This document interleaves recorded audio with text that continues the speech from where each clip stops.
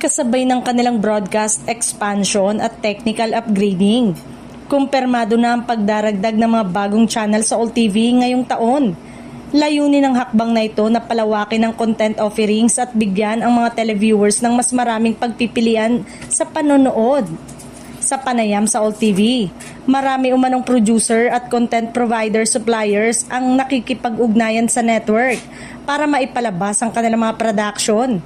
Isa sa mga tinitignan ay ang pagbabalik ng Jeepney TV, kung saan muling mapapanood ang mga well-loved kapamilya program na paborito ng marami. Bukod sa Jeepney TV, isa pang channel ang nakaplano upang bigyan ng platform ang iba pang producer at content provider suppliers.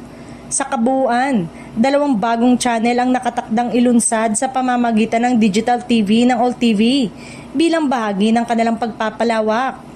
Samantala, tuloy pa rin ang broadcast ng Kapamilya Channel sa All TV.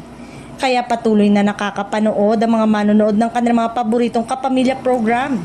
Kapag naipatupad ang bagong channel, magkakaroon na ng 2 kapamilya channel sa All TV plus isa pang karagdagang channel.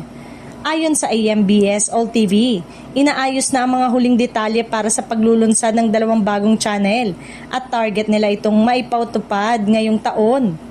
Inaasahang opisyal itong ihahayag sa mismong launching event ng network.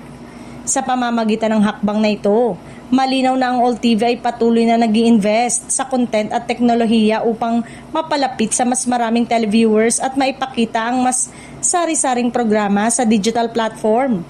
Ang pagdadagdag ng mga channel ay isang malaking oportunidad para sa mga manonood at producers na mas lalong makapag-explore ng mga paboritong palabas.